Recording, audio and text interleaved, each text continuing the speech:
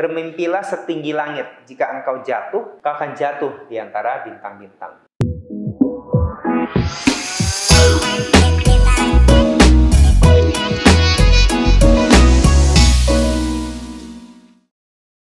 Di sini Ko Erwin, salam cuan. Ayo belajar bisnis di Scale Up Channel. Kawan Scale Up, Erwin yakin di antara kalian pasti ada yang pernah mencicipi atau jadi konsumen setia dari kopi kenangan. Ayo, ngaku. Tapi, kawan Scale Up tahu dan kenal dari pemiliknya nggak? Nah, betul. Beliau adalah Edward Tirtanata. Nah, daripada berlama-lama lagi, Erwin akan mengulas cerita inspiratif dari Edward Tirtanata. Mau tahu seperti apa? Yuk, ikutin terus Ko Erwin.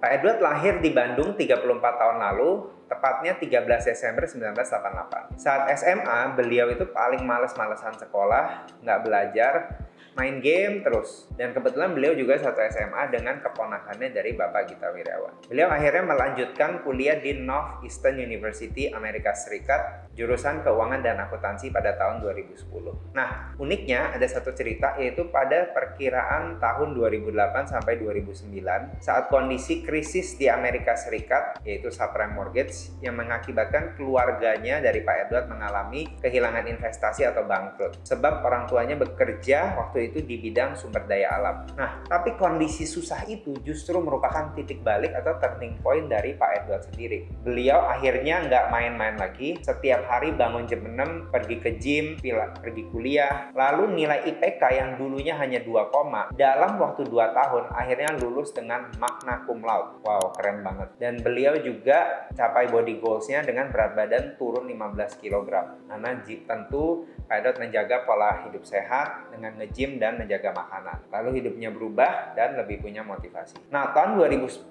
setelah lulus kuliah, beliau memulai usaha atau bisnis bersama dengan ayahnya di bidang batu bara. Tapi rugi. Inilah masa sulit kedua untuk keluarga Pak Edward. Akhirnya mereka harus jual rumah, jual kantor untuk bayar hutang ke bank. Akhirnya Pak Edward sadar kalau dia mau bisnis lagi, dia nggak mau kalau harganya itu didikte di pasar. Ada satu quotes dari Warren Buffett, dalam bisnis komoditas, Anda hanya bisa menjual $1 lebih mahal dari kompetitor terbodoh Anda. Nah, inilah yang membuat Pak Edward memutuskan untuk bisnis consumer goods. Karena bisnis ini bisa dikontrol harganya. Tahun 2015, sebelum memulai kopi kenangan, Pak Edward sebelumnya juga sudah membuat kedai teh Lewis and Carroll. Dengan idenya adalah bahwa sudah banyak nih kedai kopi atau kafe. Tapi kalau buat kedai teh, itu belum terlalu banyak dengan price range yang mirip dengan kedai kopi yang sudah banyak ada, yaitu sekitar 35-45 ribu per cup. Tapi di tengah jalan, Pak Edward sadar kalau ternyata pasarnya terlalu kecil. Kalau Lewis dan Carroll dibawa ke daerah-daerah mungkin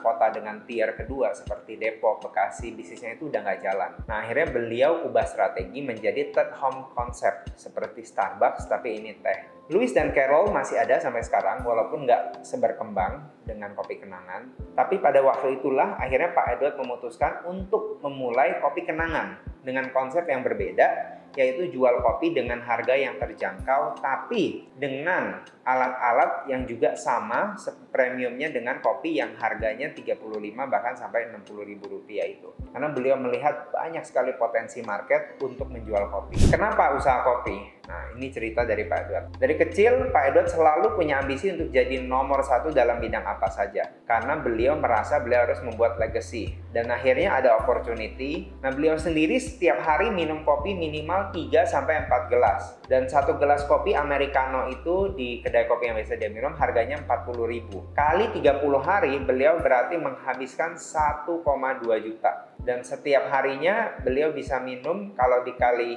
3-4 gelas per hari, berarti expense yang beliau keluarkan adalah 3,6-4,8 juta UMR Jakarta. Nah, beliau juga melihat ada 4 brand kopi yang sudah IPO atau initial public offering adalah brand internasional. Dan beliau bertanya, kenapa sih nggak ada kopi dengan brand lokal? Nah, kopi dari Jawa diekspor ke Amerika, lalu diimpor kembali ke Indonesia dengan harga jual yang jauh lebih mahal. Sungguh ironis dan miris, Pak Edward merasa. Dan akhirnya itulah yang membuat beliau memulai kopi kenangan dengan tagline dari Indonesia untuk dunia. Dan jadi nomor 1 mulai dari Indonesia, lalu menjadi nomor 1 di Asia. Dan akhirnya beliau memulai kopi kenangan dengan menu favoritnya yaitu kopi kenangan mantan. Dan itu ada singkatannya. Kenangan mantan itu adalah kenangan manis yang sudah tidak ada suka muncul tiba-tiba di pikiran. Dan beliau akhirnya membuka gerai pertama pada tahun 2017 di Standard Chartered Building di gedung office, bermodalkan 150 juta hasil patungan bersama rekannya, Pak James Pranoto, di Menara Standard Chartered Kuningan dengan konsep Grab and Go. Nah, saat buka pertama, banyak orang yang nggak percaya, apalagi saat dengar visi dari Kopi Kenangan yang ingin menjadi nomor 1 di Indonesia bahkan Asia Tenggara. Wah, impossible lah. Nama produknya aja Kopi Kenangan Mantan. Gak lama pasti tinggal kenangan. Mimpinya terlalu ambisius, kata teman-temannya. Tapi Pak Edward berprinsip, you never know until you try. Dan di hari pertama, Kopi Kenangan berhasil menjual 700 cup. 60-70% penjualan saat itu juga dari aplikasi ojek online. Dan dalam waktu 3 bulan, Pak Edward sudah bisa balik modal dari gerai pertama Kopi Kenangan. Luar biasa banget. Dan akhirnya membuka 2 gerai yang pendapatan dananya menutupi modal dalam waktu hanya 4 bulan saja. Pak Edward memiliki rasa percaya diri dan keberanian untuk terus mengembangkan usaha Kopi Kenangan bersama partnernya Pak James Pranoto sampai mereka mendapat kepercayaan dari beberapa investor. Seperti pada tahun 2018, Alpha JWC Ventures dengan suntikan dana sebesar 112 miliar sehingga Kopi Kenangan memiliki lebih dari 60 gerai. Pada tahun 2019, Sequoia dari India sebesar 288 miliar diberikan untuk menunjang gerai kopi ini. Dan di tahun 2019 juga, Kopi Kenangan mendapatkan dana sebesar 280 miliar dari perusahaan bernama Arrive milik rapper kenamaan Jay-Z dan Serena Ventures milik petenis kelas dunia Serena Williams. Dan akhir 2019, retail kopi ini sudah memiliki 200 gerai dan 1.800 karyawan dan sampai Januari 2022 memiliki jumlah karyawan 4.000 orang dengan lebih dari 500 gerai kopi. Pak Edward bersama partnernya Pak James mengembangkan aplikasi Kopi Kenangan yang memiliki fungsi utama untuk memudahkan konsumen dalam melakukan pesanan. Konsumen dapat melakukan fitur pre-order sehingga pelanggan dapat menghindari antrian di outlet. Selain itu, pelanggan juga disuguhi oleh loyalty point melalui aplikasi di mana pelanggan akan mendapatkan poin dari setiap pembelian yang dapat ditukarkan dengan membeli minuman. Akhir 2021, nah ini yang keren banget, resmi menyandang status unicorn setelah mendapatkan suntikan dana seri C tahap pertama senilai 96 juta dolar US atau sekitar 1,3 triliun rupiah. Dan melalui pendanaan ini, valuasi perusahaan menembus 1 miliar dolar US, di mana pendanaan seri C ini dipimpin oleh Tyburn Capital Management dan diikuti sejumlah investor dari seri sebelumnya seperti Horizons Venture, Kunlun, dan B Capital, serta investor baru yaitu Falcon Edge Capital. Pak Edward Tirtanata mengatakan bahwa Kopi Kenangan berhasil menjadi perusahaan new retail F&B unicorn pertama di Indonesia bahkan Asia Tenggara. Dan Pak Edward juga masih memiliki hal yang masih ingin dicapai, yaitu supaya Kopi Kenangan menjadi nomor 1 di Asia Tenggara, dan itu masih belum tercapai. Ya, di seluruh Indonesia juga belum dan sedang on progress. Ya, lalu dari Indonesia ke Vietnam, Thailand, bahkan nggak menutup kemungkinan untuk ekspansi di kota-kota di Amerika dan London. Nah, menurut Pak Edward sendiri, hidup ada 3 fase, dan ini bisa menjadi tujuan hidup untuk bermanfaat bagi orang lain. Fase pertama adalah ketika kita belajar, bisa di sekolah, bisa di pekerjaan. Yang kedua adalah fase mencari uang. Yang ketiga adalah setelah mendapat uang banyak, kita harus giving back pada lingkungan sekitar kita, bisa dengan banyak cara, dengan meningkatkan edukasi, kesehatan, atau aktivitas-aktivitas CSR lainnya. Kawan sekalian pasti sudah membayangkan bagaimana Pak Edward Tirtanata membangun bisnis Kopi Kenangan dengan penuh perjuangan. Tidak hanya sekedar menyeduh kopi, namun setiap proses bisnis dia jalani dengan penuh keyakinan. Tidak perlu bingung ya kawan sekalian, kalau mau merintis usaha, yakinlah untuk memulai. So, jika Anda punya pertanyaan atau komentar lebih lanjut, silakan tulis di bawah ini ya. Eits, jangan kemana-mana dulu, kalian masih mau lanjut ya kawan sekalian.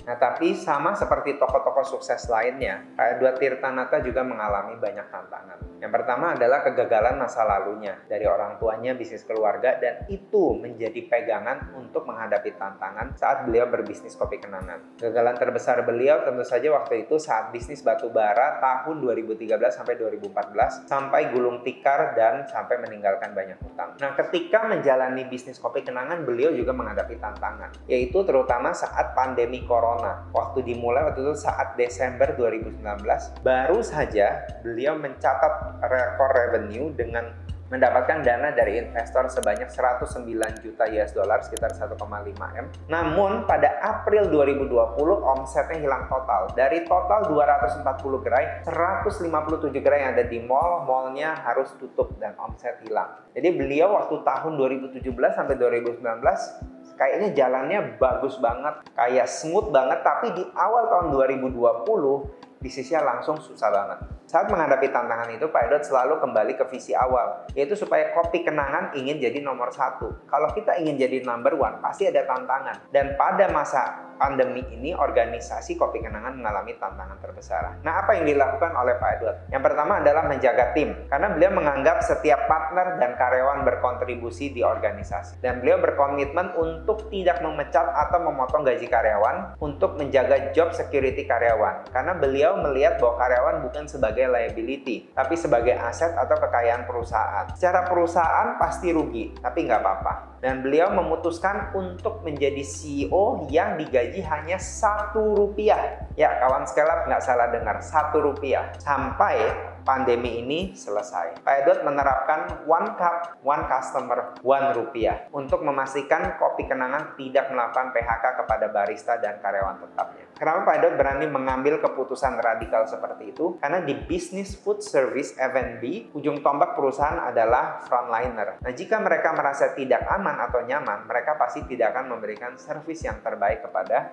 customer. Pertahanan yang baik menurut Pak Edward adalah dengan ofensif. Sebab itu beliau berani dan maju untuk menghadapi tantangan yang ada. Beliau melihat ada perubahan perilaku dari customer karena pandemi. Mereka nggak ke mall karena banyak yang tutup. Dan akhirnya beliau mengambil strategi jemput bola. Beliau mencari tahu customer ada di mana. Dan beliau memakai teknologi heat signature. Sehingga beliau boleh mengetahui ketika area mana ya, baik area perkantoran. Dulu yang area perkantoran ramai mungkin berubah ke residensial, maka residensial itu beliau akan buka 1 gerai Kopi Kenangan. Sehingga yang dulu sebelum pandemi ada 350-400 cup, pada saat pandemi malah meningkat sampai 1000 cup, di mana area yang hit signature-nya itu banyak. Jadi beliau benar-benar mentransformasi total. Ya, tahun 2020 stres banget, dimarahin investor, ya apalagi tadi habis raise fund begitu besar. Tapi beliau berhasil membalikkan keadaan.